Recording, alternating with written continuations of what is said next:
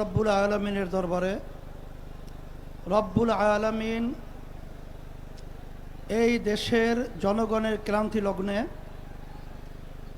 আমরা আজকে একত্রিত হতে পেরেছি, শুকরিয়াতান বলি আলহামদুলিল্লাহ। আমাদের আজকে সমাবেশের মূল লক্ষ্য উদ্দেশ্য সম্পর্কে আমরা ইতিমধ্যে বিভিন্ন পর্যায়ের দায়িত্বশীলদের থেকে গুরুত্বপূর্ণ আলোচনা শুনেছি। আল্লাহ কবুল করলে আরও শুনব। তবে আপনাদের কাছে পরিষ্কারভাবে আমরা আপনাদের মাধ্যমে বর্তমানে অন্তর্বর্তীকালীন সরকারকে আমরা জানাতে চাই যে আজকে আমরা রাজপথে একত্রিত হয়েছি কি দাবিগুলো আদায়ের জন্যে, বিশেষ করে জুলাই সনদের স্বীকৃতি সহ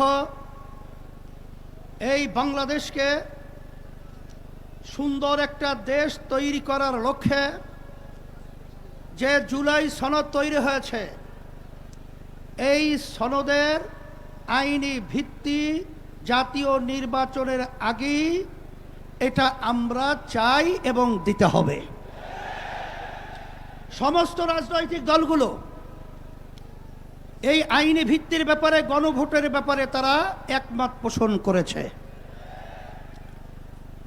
কিন্তু আজকে বাংলাদেশের ভিতরে উল্লেখযোগ্য যারা কয়েকবার দেশ পরিচালনা করেছে তার ভিতরে একটা দল হলো বিএনপি।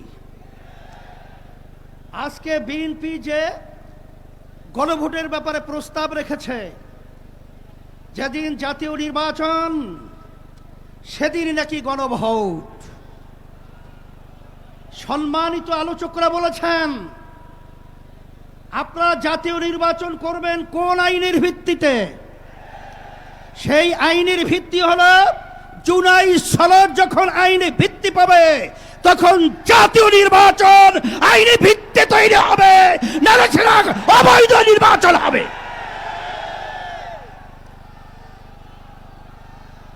আজকে আমরা দেখেছি সেই পল্টন, সেই মোড়ের মধ্যে সেই 2024 জুলাই এবং আগস্ট, যখন জুলাইয়ের 17 তারিখ বাইতুল মুকাররমের উত্তর গেটে আমি তখন বলেছিলাম যে আজকে আমাদের সন্তানদেরকে যেভাবে পাখির মতো গুলি করে রাস্তার ভিতরে আজকে লুটিয়ে দেওয়া হচ্ছে, আমি বাংলাদেশের সর্বশ্রেণীর ছাত্র জনতা, আলেম ওলামা, হাফেজ সহ সবাইকে উদাত্ত আহ্বান জানিয়েছিলাম যে এখন আমাদের ভোরে ঘরে বসে থাকার সুযোগ নেই, ঘরে বসে থাকার সময় নেই। আমরা আজকে রাস্তায় আসব, ফ্যাসিস্টকে উৎখাত করব, বাংলার জমিন থেকে কাঁটাতারের উপরে নিক্ষেপ করব। হয়েছে তাই, বাংলাদেশ মুক্ত হয়েছে। সেই হিসাবে আজকে আমরা দেখেছি দুই শ্রেণীর মানুষ এখন দুই মেরুতে অবস্থান করছে। এর ভিতরে এক শ্রেণীর মানুষ হলো যারা নাকি আমরা দেশ প্রেমিক, আর এক শ্রেণীর হলো ক্ষমতা প্রেমিক। ফ্যাসিস্ট আওয়ামী লীগ সরকার তারা দেশ প্রেমিক ছিল না, তারা ছিল ক্ষমতা প্রেমিক। তারা কিন্তু এক পর্যায়ে আমাদের বাংলাদেশ থেকে পালিয়ে কাঁটাতার পার হয়ে ভারতে অবস্থান করছে। নব্য যারা ফ্যাসিস্ট হওয়ার চিন্তা করছেন, যারা গণভোট নিয়ে নির্বাচনের আগে দেওয়ার ব্যাপারে তালবাহানা করছেন, আমি তাদেরকে উদ্দেশ্য করে বলতে চাই আজকে বাংলাদেশের ছাত্র জনতা, সর্বশ্রেণীর মানুষ আজকে জুলাই ভিত্তিক আইনি সর্বপ্রথম চায়, তারপর জাতীয় নির্বাচন চায়। কিন্তু আপনারা যদি এই জুলাই সনদ আইনি ভিত্তি দেওয়ার ব্যাপারে দড়িবসু করে থাকেন। আমাদের বাংলাদেশের 3 দিকে ভারতের কাঁটাতারের বেড়া, কিন্তু আপনারা পালাবেন কোথায়? আপনাদের জন্য অপেক্ষা করছেন সেই দক্ষিণে বঙ্গোপসাগর। এছাড়া কিন্তু আপনাদের পালাবার কোথাও জায়গা নেই। সেই হিসাবে সকলকে আহ্বান জানাবো, ভালো করে বুঝে নেন, জেনে নেন।